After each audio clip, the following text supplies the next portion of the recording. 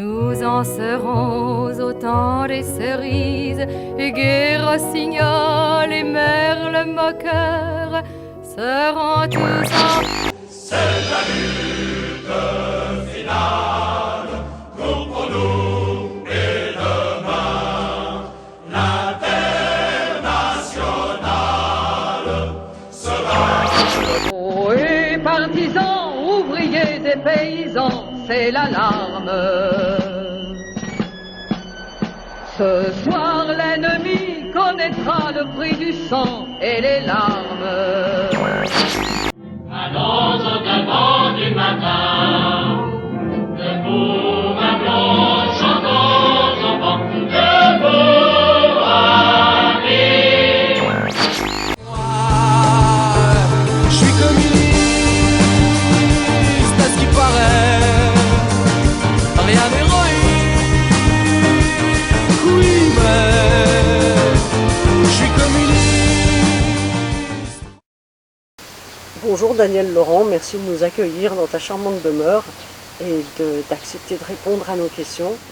Si tu veux te présenter pour nous dire à peu près comment est-ce que l'idée du communisme t'est venue, comment est-ce que tu t'es inscrit dans le paysage du communisme du Gard rhodanien.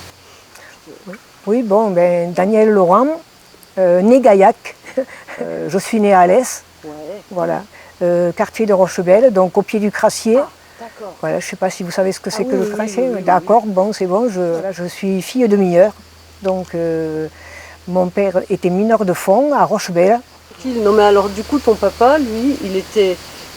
Rochebelle, il me semble que c'est un quartier bien connu d'Alès. Hein, toi, comment est-ce que tu arrives par exemple dans le Gard rhodanien? Papa a fait les grèves de 48, Oui. grève des mineurs, donc il était communiste syndicaliste, syndicaliste CGT.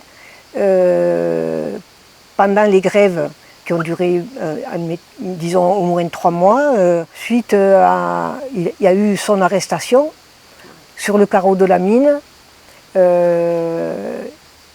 Il a été arrêté et, disons, amené au Fort Vauban, à Alès, prison d'Alès. De là, la prison était pleine. Je pense qu'à l'époque, d'après ce que papa me disait et les lectures que j'ai faites, il y a eu dans les 350 mineurs qui avaient été révoqués des mines à Alès.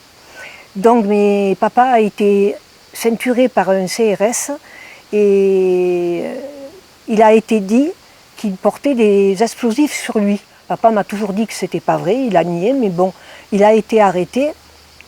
De là, il pas assez de place sur Alès, donc il est allé, on l'a mis au château de Boucaran, qui à l'époque a servi à embastiller des mineurs. De là, c'était pas une prison, hein, on l'a transféré à la prison Sainte-Anne à Avignon. Donc il avait pris 6 mois, il a passé un correctionnel, comme quoi, soi-disant, il portait des explosifs. À sa sortie, ben, ça a été la révocation. Donc, qui dit révocation dit licenciement. Donc, perte de, vous devez le savoir, donc perte de la maison, puisque les mineurs étaient logés, charbon, salaire, santé, la sécurité minière, tout ça a été perdu. Difficulté de trouver du travail, très grosse difficulté. En plus, il avait été résistant, papa. Il avait fait la résistance. Quel âge, toi? Quel âge avais-tu? Moi, 2 ans. Tu avais 2 ans. Je suis née en 46. Ouais. Voilà. Il est resté quelque temps sans travailler, et puis là, un camarade du parti qui était maire de Canole, l'a embauché comme garde champêtre. D'accord. Voilà, donc bien sûr, c'était très peu rémunéré à l'époque. Parti rejoindre des mineurs, des camarades et des beaux-frères, parce qu'il y avait le frère à maman qui lui aussi avait été syndicaliste, avait été révoqué des mines. Ils étaient dans les Cévennes à couper du bois long, on dit long, c'était du bois de traverse. Ils se coupaient des pins, donc nous sommes partis dans les Cévennes. Là, il a travaillé pendant quelques années, mais bon, c'était toujours pareil, c'était pas très, très folichon. Et là, c'est là qu'un parent qui habitait à Saint-Victor-la-Coste lui a dit qu'on embauchait des travailleurs saisonniers. Donc il lui a dit, si tu veux, je peux te trouver du travail pour les vendanges, et je suis persuadée que sur place tu trouveras du travail dans le milieu paysan, pour démarrer, Parce qu'en effet, à l'époque, quand même, il y avait Ugine qui commençait, Marcoule et compagnie. Donc voilà, on part des Cévennes. Ouais, ouais, ouais. Triste. Et Quel âge, toi, quand vous partez là, j'avais 12 ans. Hmm. Voilà, donc à l'âge de 12 ans, on arrive à Saint-Victor. C'est là que papa rencontre bien sûr René Mathieu, Élie Romestan, d'autres camarades. Mon beau-père était au parti, d'autres camarades. Bien sûr, et ben, il y avait les discussions déjà. Et quand j'ai eu passé mon certificat d'études, parce que bon, je n'étais pas super champion à l'école, donc j'ai passé mon certificat d'études et j'allais faire les saisons chez René Mathieu. À l'âge de 19 ans, je me suis mariée avec Roger et travaillé encore quelques années dans les champs. Puis je suis rentrée aux tôleries rhodaniennes. Maintenant, ça s'appelle plus comme ça. Voilà. Je travaillais pendant 7 ans aux tôleries. J'ai été déléguée CGT avec Dacli. J'ai eu un accident, rupture du tendon d'Achille. Et à l'époque, c'était pas comme maintenant. Maintenant, ça se guérit très vite, mais enfin, ça se soigne très bien, mais à l'époque, non. Et là, il y a eu une rupture de contrat. Impossibilité de reprendre le poste de travail. Là-bas, les postes de travail pour les femmes, c'était marche ou crève. Donc voilà. Alors, licenciement, retour à l'agriculture chez René Mathieu. Alors, je commençais à cette époque-là à aller à des réunions qui se tenaient sur le canton de Roquemaure, à Roquemaure. C'était pas la section encore. La section était à Villeneuve. Et là, c'était que quelques groupes de camarades. Il y avait quelques cellules c'est en 72, voilà. J'ai adhéré, 71 par là. On est Élie Romestan, l'a talonné bien. Maintenant, il te faut que tu adhères, d'accord. Bernard Deschamps, avec Jean-François Meyer, à une réunion à Roquemaure, ils nous ont dit bon, mais maintenant c'est terminé. Et on commençait à être assez étoffés, à faire des petites réunions. C'est lui qui nous a dit Bernard, allez, il faut s'organiser. René, il disait Gérard Casalet à Romestan, vous allez monter une section. Gérard Casalet, secrétaire de section.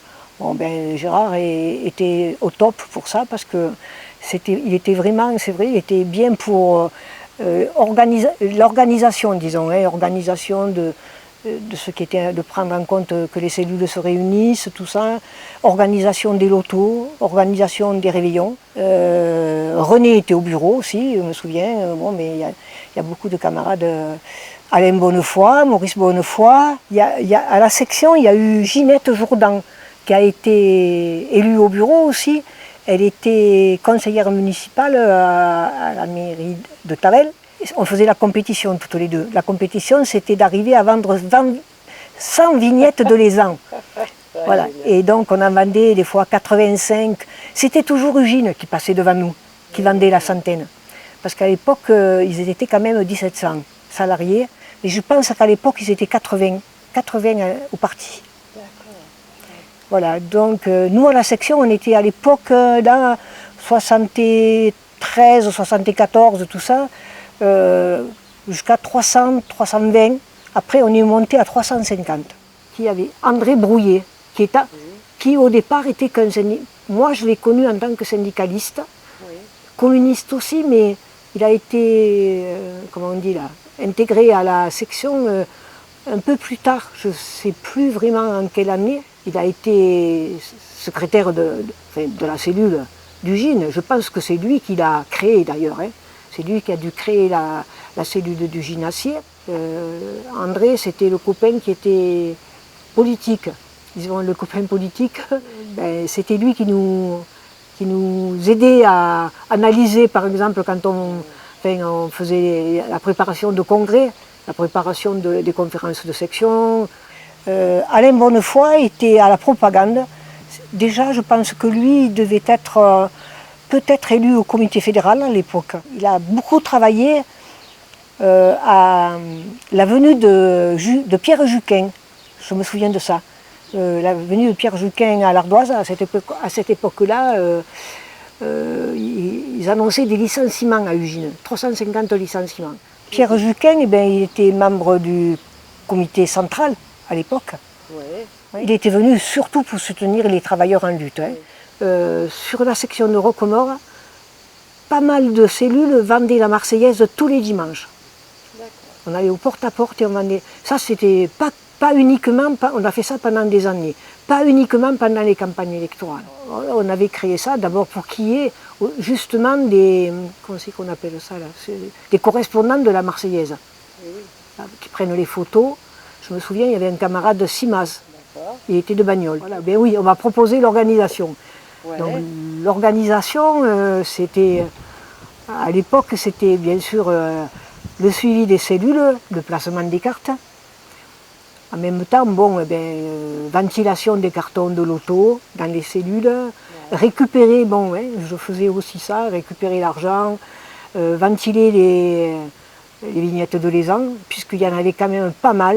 Mais enfin, à l'époque, là, on arrivait à vendre 800 vignettes. Je ne sais pas si vous vous rendez compte. Ton thème de lutte, ce qui te tient particulièrement à cœur, et c'était quoi exactement? D'abord, c'était très fraternel. Ouais.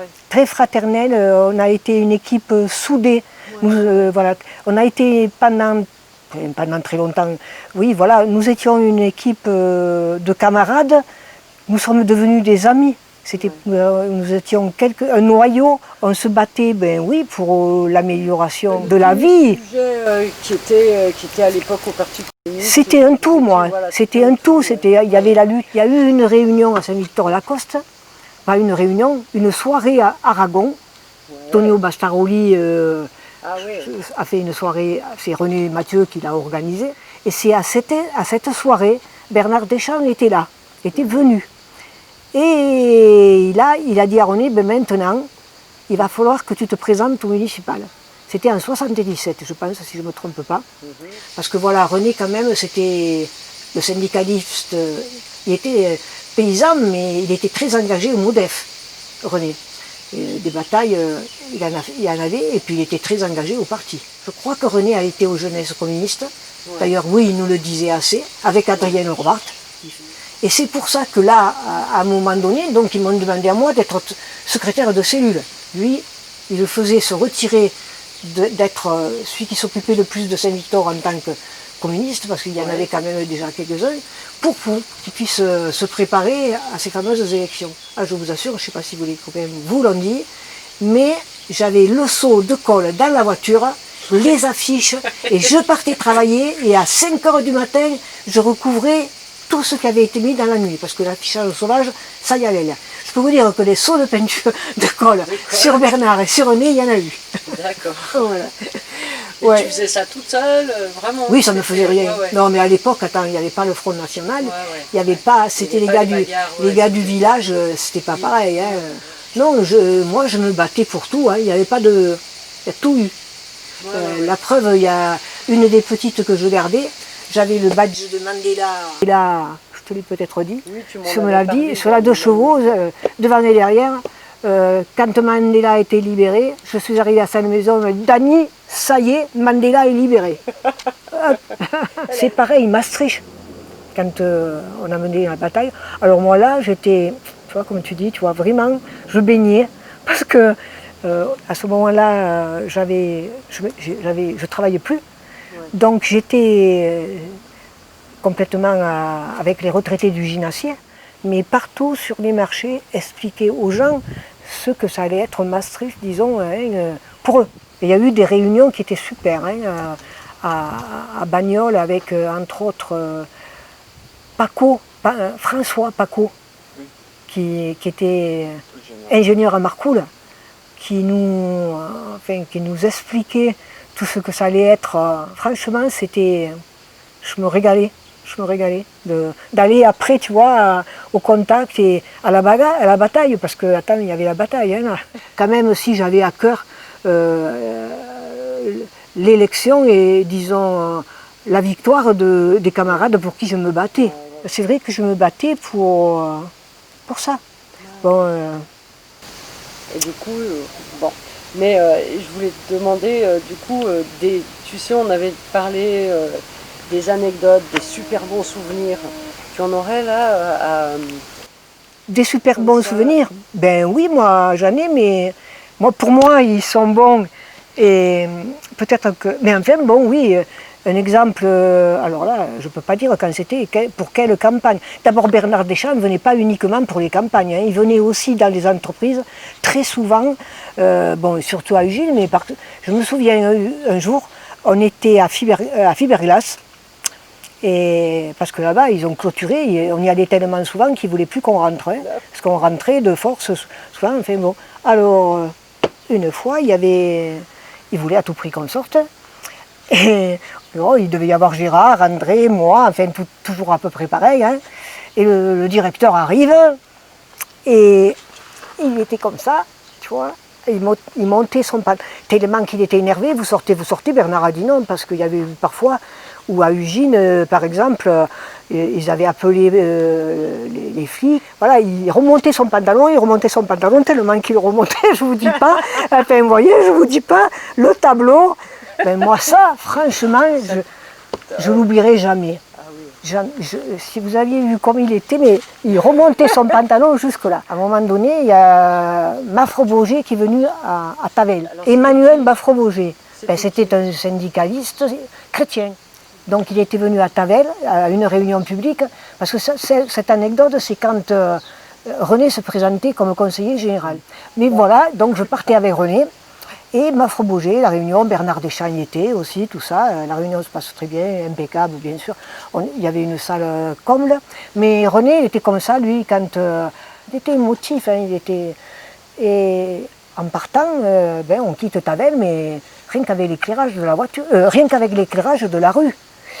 Alors, parce que, vous savez, René était comme ça, et d'autres copains pourront vous le dire, en voiture, quand il conduisait, ben, il était tellement dans l'action, que du coup c'était seconde, troisième, et on faisait des kilomètres comme ça. Hein. Donc nous, dans Tavel, bien sûr, je disais rien, hein, mais à un moment donné, à la sortie de Tavel, j'ai dit René, je crois que quand même il faudrait que tu mettes les phares. Vous voyez, hein, l'ambiance. Alors donc on partait à une réunion, Bernard Deschamps, il y avait une réunion publique. Alors donc, on part à Beaucaire, me prendre, normalement on devait être à l'heure. Mais bien sûr, seconde, troisième, comme toujours.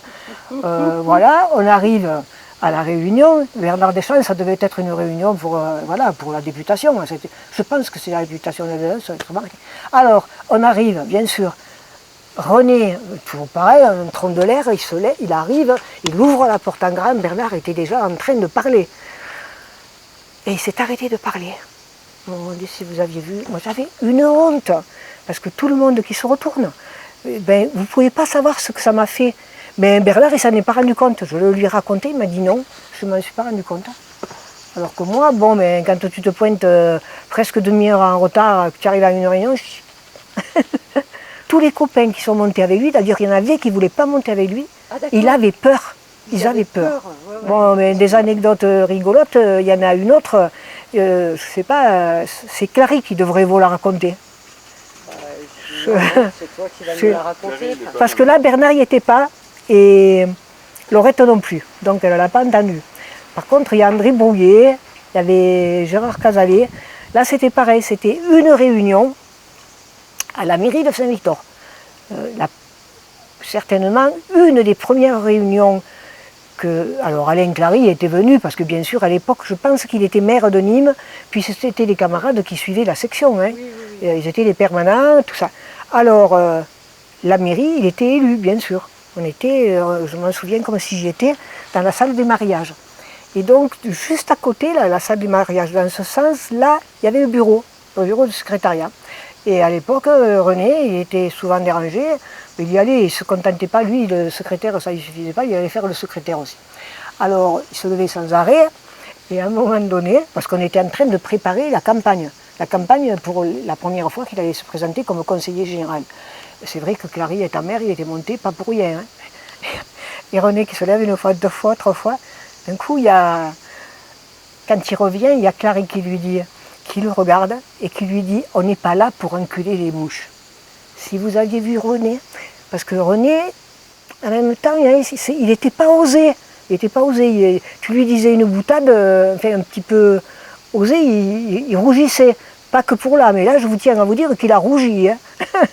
ça, il y en a. Concernant par exemple dans ton militantisme hyper engagé et ta vie professionnelle, comment ça se passait? Parce que j'imagine... Ah oui, là, hein. Alors il faut préciser que Roger, mon mari, Ouais, était quand même délégué, il travaillait à Marcoule, ouais, était délégué du personnel, et en même temps il était quand même conseiller municipal. Parce que alors donc lui il était militant d'un côté, moi militante de l'autre. ouais. Bon, c'est vrai que c'était pas facile, parce que c'est pas facile non plus maintenant, d'arriver à conquérir son indépendance. Ouais. Voilà. D'accord. Parce que en même temps, je ne suis pas encore arrivé à comprendre pourquoi. Très bien, on était des camarades, il y avait Myriam, enfin, des personnes âgées, femmes, mais par exemple Jackie Bonnefoy, Myriam Laurent, c'est une camarade de l'Irak, moi, on était des militantes, voilà, militantes, CGT et PC. Les camarades hommes, Gérard, André, tout ça, bon, c'était tout à fait normal. Mais par contre, leur épouse était au parti, mais bon, elles étaient en retrait. C'était elles qui étaient à la maison. Voilà, la bouffe, tandis que, bien sûr, moi, il fallait que je fasse... J'avais le militantisme, j'avais la maison, j'avais la bouffe, j'avais tout ça. Bon, j'ai jamais rencontré d'opposition de la part de Roger. Voilà.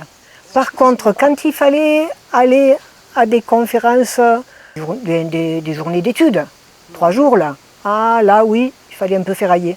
3 jours, c'était un peu trop, partir 3 jours dans Est-ce que de la part d'employeurs ou est-ce que de la part de...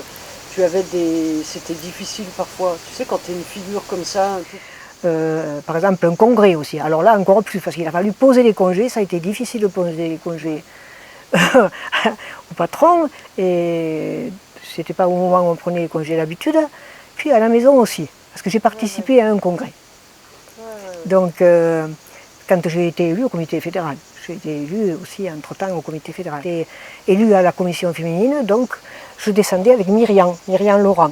Première école fédérale, alors là, oui, ça a fait railler, parce qu'à l'époque, c'était une semaine, là-haut, dans les Cévennes. Et ben oui, ça a fait railler, hein. Prendre une semaine, s'empiéter sur les vacances, parce que à l'époque, moi là, j'avais posé une semaine de congé. Je l'ai fini, voilà, s'enfoncer dans les copains, dans le lac, comme je faisais, parce que j'avais tendance à faire ça de temps en temps. J'ai eu baisser les bras, hein. Alors de temps en temps, je disais, ouais, j'en ai marre, ça y est, parce que je trouvais qu'on passait sur trop de choses, tout ça. Ça m'a beaucoup enrichi aussi de côtoyer tous ces copains, hein. Attendez, j'ai côtoyé Nunes, Clary, mais tant d'autres. Par exemple, un truc qui m'a très marqué, parce que c'était au début de mon militantisme, au début que j'étais au comité fédéral, le décès de Jonis. C'est mon premier congrès, Jonis. Il était encore secrétaire fédéral. Je pense pas, il n'a pas été élu à Nîmes, lui, non. Il n'a pas été élu, il était le secrétaire fédéral. C'est Bernard Deschamps, quand je suis rentrée, voilà, c'est Bernard Deschamps qui a été nommé secrétaire fédéral. Donc c'est vrai que j'ai côtoyé quand même pas mal de camarades. À l'époque, il y a eu Jean-Michel Suot, que tu connais, qui suivait la section, qui est venu. J'ai eu fait des porte-à-porte avec lui, le maire de Saint-Geniès-de-Comolas, qui était super, qui a toujours accompagné Bernard Deschamps dans les campagnes, qui a toujours voté pour, qui était, enfin voilà, un sympathisant communiste. Qui n'était pas communiste, il n'a jamais été communiste, mais qui nous a toujours soutenus. Pour moi, ça a toujours été passionnant. Quelle est la personnalité, le personnage, la personne qui t'a le plus marqué, ou qui a été, par rapport à tous ceux dont tu nous as parlé, peut-être, tu vois, ça peut être la personne qui t'a conduite. Qui m'a le plus marqué, moi je pense que, en tant que camarade et ami, c'est René. C'est René. Voilà, c'est sûr. De toute manière, bon, mais c'est vrai que il est décédé, je ne sais pas, je devais avoir une quarantaine d'années de militantisme à ses côtés, quand même, en permanence. C'était presque, mais voilà, je sais pas. C'était le côté, il y a eu le côté affectif aussi. Voilà, il y a eu le côté affectif, même si de temps en temps, je ruais dans les brancards. Parce que René n'était pas facile, il fallait... Quand il avait une idée, c'était son idée, il fallait dire oui. Je ne sais pas si on vous l'a dit, mais il posait le cartable, il prenait le cartable et il partait des réunions. Il savait faire ça. Mais voilà, parce que ça a été, je ne sais pas comment. Mon père était reparti sur Alès parce que mes parents, moi, ils avaient la maison dans les Cévennes. Donc quand il a été à sa retraite, il est parti sur Alès. Je ne sais pas, ça a été peut-être un petit peu la continuité d'un père. D'accord. Un peu comme ça. C'était pas du tout pareil que les autres camarades, voilà. C'était pas du tout la même chose. Je sais pas. Et du coup, là, est-ce que tu pourrais nous parler de ta vision du communisme? Est-ce que tu pourrais en dire autre? Enfin, je te mets un peu, tu en as beaucoup parlé déjà, tu vois, mais comment est-ce que tu vois le communisme maintenant? Comment est-ce que tu le... Ma vision, c'est que, ben voilà, de toute manière, on ne peut plus faire de la manière dont on a fait jusqu'à maintenant. Ça, bien sûr, hein, parce qu'on ne peut pas redémarrer d'un coup ce que j'ai vécu moi, hein, puisque c'était au contraire un démarrage, si on peut dire, qui a été progressif, qui a une montée du communisme, si on peut dire, c'était pas le communisme. Hein. Il y a eu des moments où je n'ai pas été en accord avec le parti. J'ai participé au Front de gauche. J'ai été d'accord avec le Front de gauche. Et par contre, j'ai toujours été pour qu'on présente un candidat au parti. Moi, jusqu'à maintenant, j'avais toujours... je votais communiste. Il n'y avait pas d'autre vote. Surtout avec les leçons que j'avais eues de mon père, qui m'avait dit le Parti socialiste. Et je l'ai bien compris après, avec le temps, le Parti socialiste a été là. Enfin, moi je parle du Parti socialiste, le parti lui-même. Hein. Je ne parle pas, et bien sûr, comme je l'ai dit tout à l'heure, il y a eu des gens qui étaient socialisants, je dis bien socialisants, qui ne nous ont pas tapé dessus. Mais après, il y avait des socialistes, oui, qui nous tapaient dessus. Alors je ne vais pas dire que j'étais contre Mélenchon, hein. Bien sûr, ça m'a... Voilà, j'ai eu voté Mélenchon. Quand le parti me l'a demandé, ouais. Est-ce que j'ai bien fait, est-ce que j'ai pas bien fait, j'en sais rien. Parce que maintenant, vu son comportement, je m'en mords les doigts. Mais quand le parti a appelé, je le dis, voilà, oui, je fais partie de ceux qui ont... Quand le parti, c'est pas le parti qui nous a dit, le parti c'est moi, le parti c'est vous, le parti c'est nous. Ouais. Ben, le communisme, je sais pas comment vous dire, maintenant on en est... Pour moi, oui, ça me paraît loin, mais ça peut être là, rapidement. Voilà, certains membres du parti ont commis des erreurs d'analyse qui ne nous permettent pas de reconquérir en même temps des camarades qui nous ont laissés, de reconquérir, d'avoir l'aide de certains camarades qui nous ont laissés, qui ont encore pourtant, je pense, qui sont encore imprégnés d'idées du communisme, du socialisme, disons, mais qui par des erreurs, comme celles que je viens de vous citer, se sont écartés du parti. Je ne sais pas, voilà, après chacun donne son point de vue. Il me semble qu'en ce moment, on a plein de possibilités d'être mieux écoutés, donc entendus, pas que écoutés, parce que si on se contente. Pourquoi il manque cette confiance? Pourquoi cette confiance pour ne pas aller jusqu'au vote communiste? C'est ça. Parce que de toute manière, la société, moi le grand soir, j'y crois pas, je dirais. Voilà. Donc c'est progressivement que les gens vont s'approprier les idées communistes, hein, pour tendre vers une autre société. Mais là, voilà, il y a quelque chose qui ne va pas. Donc, parce que, vous savez, il y a des moments, je vis des choses très mal. Je n'ai pas de l'eau dans mon vin, je le dis. Hein. Quand j'ai quelque chose à dire, je le dis. Ils savent mes idées, bien sûr. Hein. Mais je sens que, vous voyez, c'est ça. Il y a beaucoup de gens qui utilisent le vote communiste, qui ont compris la nécessité d'utiliser le vote communiste pour que le changement qu'ils veulent dans leurs entreprises soit effectué. Tant qu'il n'y aura pas le vote communiste, on peut se battre dans la rue, parce que dans les entreprises, on ne se bat pas assez. On ne se bat pas directement avec le patronat, comme je vous le disais tout à l'heure. André, il allait au corps à corps avec le patron. Pas qu'André, hein, il a entraîné plein de camarades. C'était le corps à corps. Il y a laissé des plumes, André. Sa carrière a été pas du tout la même que certains qui mettaient en veilleuse. Moi, dans la rue, j'y vais parce qu'il faut. Hein, voilà. Il faut, oui. Et je sais que ça peut qu'aider et aider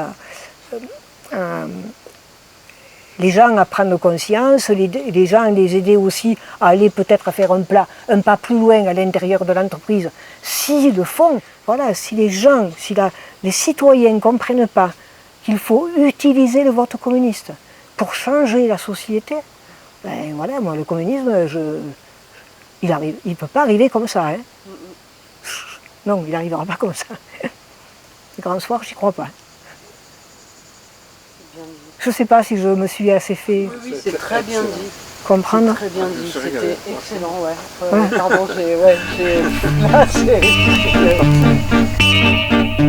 Jamais on ne se réveillait au jour d'été de 36 que pour un 14 juillet, le soleil couleur de maïs ne s'était couché de l'année sur nos pancartes de promener. Perpétuel temps des cerises, c'était un grand bal bleu et blanc dans la ville en bras de chemise, sous un ciel plein de cerfs-volants. Prenaient de nous leur rôle oblique, les chansons de la République. C'était un grand bal bleu et blanc, sous un ciel plein de cerfs-volants. Pour dire